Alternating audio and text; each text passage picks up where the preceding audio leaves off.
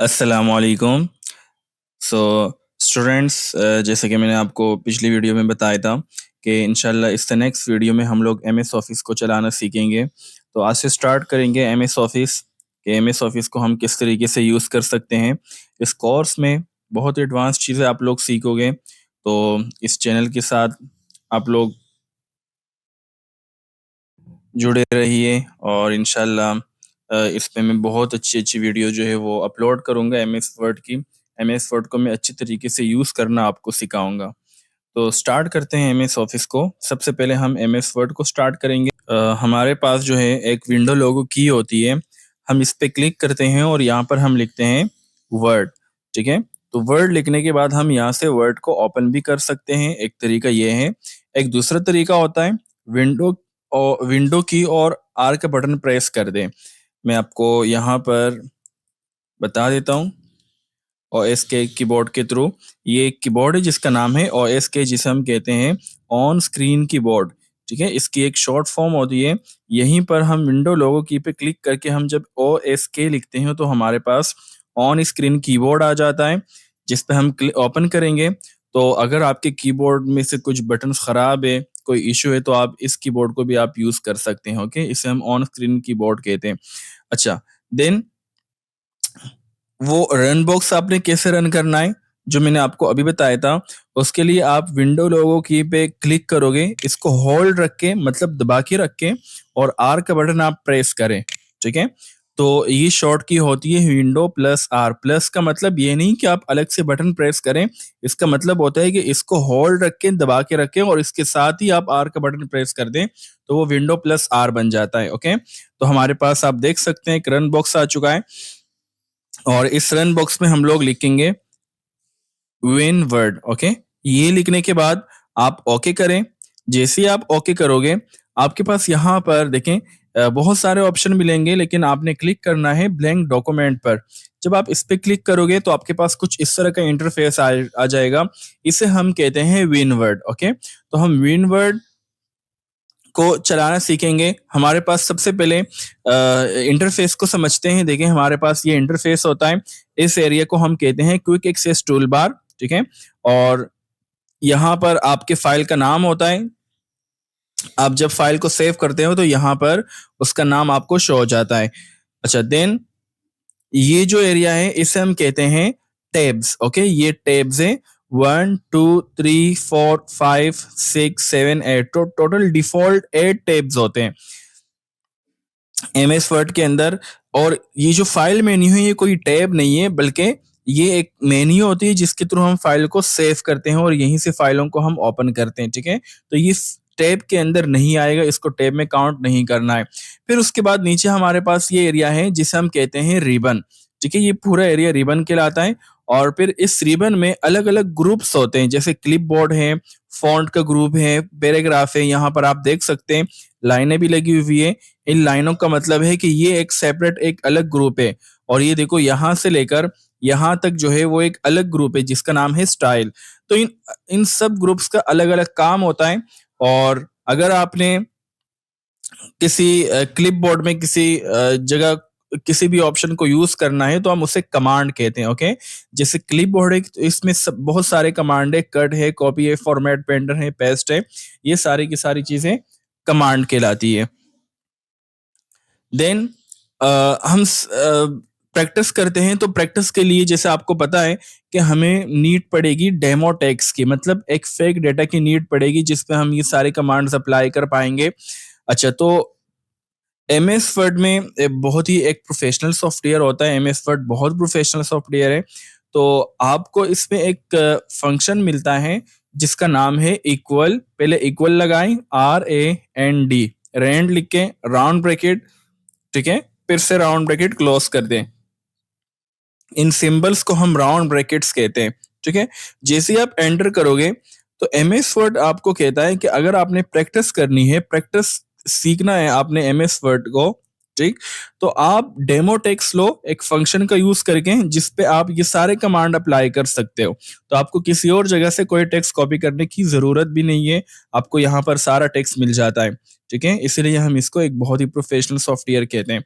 फिर से रिपीट करता हूँ इक्वल RAND राउंड ब्रैकेट, ठीक है? राउंड ब्रैकेट क्लोज़ करें, एंटर करोगे तो आपको बाय डिफ़ॉल्ट 5 पैराग्राफ मिल जाएँगे, ठीक है? मैं एंटर करता हूँ, ये देखो यहाँ से लेकर ये देखें यहाँ से यहाँ तक एक पैराग्राफ है, फिर यहाँ से यहाँ तक सेकंड पैराग्राफ है, फिर ये थर्ड, फोर्थ एंड फिफ्थ, तो हमारे पास पैराग्राफ खत्म हो गए।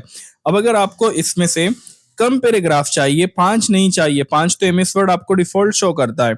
अगर आपको 2 चाहिए, 3 चाहिए तो आप इन राउंड ब्रैकेट्स के अंदर लिख के 3, तो ये आपको 3 पैराग्राफ प्रोवाइड कर देगा, ठीक है?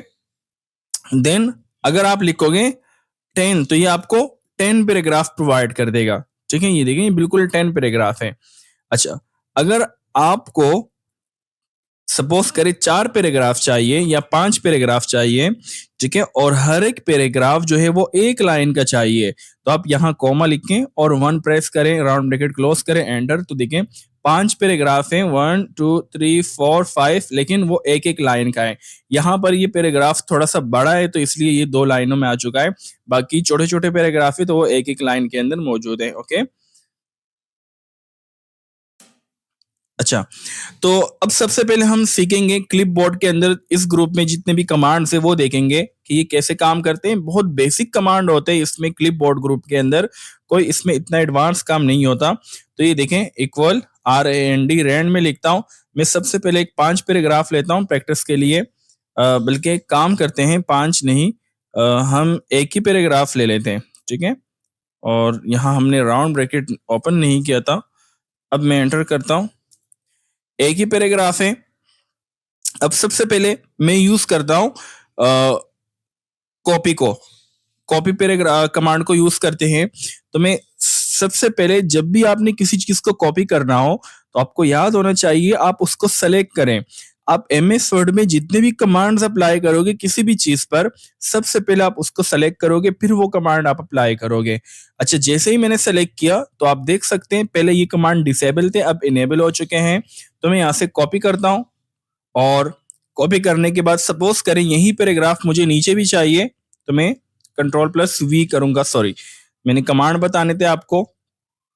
फिर से मैं सेलेक्ट करता हूँ, कॉपी किया, कॉपी करने के बाद मुझे यहाँ पर नीचे भी चाहिए तो कमांड के थ्रू हम इस पे जैसे ही क्लिक करेंगे पेस्ट कमांड पे, जैसे ही मैंने क्लिक किया यहाँ पर आप देख सकते हैं मेरे पास वो अपना पेस्ट हो चुका है। फिर से मैं क्लिक करता हूँ तो यहाँ पर थर्ड टाइम सेकेंड टाइम फिर से यहाँ पर पेस्ट हो गया।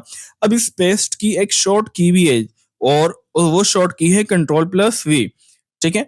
अब कंट्रोल+V अगर आपको समझ में नहीं आता तो आप यहाँ पर जैसे ही कर्सर रखोगे इस कमांड पे थोड़ी देर के लिए तो वो शॉर्ट की आपको नीचे मिल जाएगी कंट्रोल+V, ओके? ये आपको बताया जा रहा है कंट्रोल+V का मतलब हरगिज ये नहीं होता कि आप कंट्रोल और प्लस और वी के बटन प्रेस करें, बल्कि मैं ऑन स्क्रीन पे आपको फिर से एक दफा समझा देता हूँ। कंट्रोल+V का मतलब होता है कि इस की को आप दबा के रखें, जैसे मैंने यहाँ पर देखिए कंट्रोल की को होल्ड रखा हुआ है और वी का बटन प्रेस कर दें। प्लस का मतलब होता है कि आप इस वाले बटन को इसके साथ मर्ज कर दे, दोनों को एक साथ प्रेस कर दे तो वो कंट्रोल+V बन जाता है, ओके? आप अलग से प्रेस नहीं करना। अच्छा, वापस मैं इस सब को सेलेक्ट करके हटा देता हूँ, तो मैं कीबोर्ड से डिलीट का बटन प्रेस कर रहा हूँ। अच्छा, देन अब सपोज करें मुझे यहाँ पर मुझे इस पैराग्राफ को यहाँ से रिमूव करना था, या मैं यहाँ पर लिख लेता हूँ कंप्यूटर। मैंने लिखा है कंप्यूटर। कंप्यूटर लिखने के बाद मैं इस कंप्यूटर वर्ड को यहाँ से सेलेक्ट करता हूँ। अब इस दफा मैं कॉपी नहीं करता, मैं कट करता हूँ, तो कट कर दिया।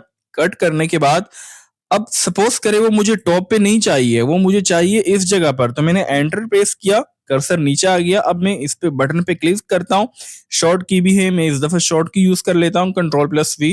तो ये देखिए यहाँ पर कट, तो कॉपी पेस्ट पे ये फर्क होता है कि कॉपी जो है वो उसी जगह पर भी वो चीज मौजूद रहेगी, ठीक है? ये देखें इसी जगह पर भी मौजूद रहेगी और एक और जगह पर भी जाके वो पेस्ट हो जाएगी, ठीक है। यहाँ पर देखें, मैं इसको सेलेक्ट करता हूँ, कॉपी, और उसके बाद है पेस्ट।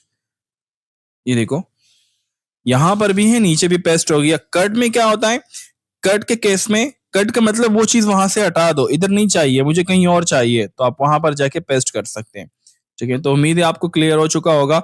देन उसके बाद है फॉर्मेट पेंटर। अब फॉर्मेट पेंटर को सीखने के लिए सबसे पहले हमें फॉन्ट के ग्रुप के कमांड्स को पढ़ना होगा, जो कि मैं नेक्स्ट वीडियो में आपको वो बताऊंगा, तभी हम फॉर्मेट पेंटर को यूज कर पाएंगे। तो आज के लिए इतना ही, और इंशाल्लाह नेक्स्ट वीडियो में मैं ये आपको पूरे जो फॉन्ट का ग्रुप है वो मैं आपको पढ़ाऊंगा। ओके, अल्लाह हाफिज।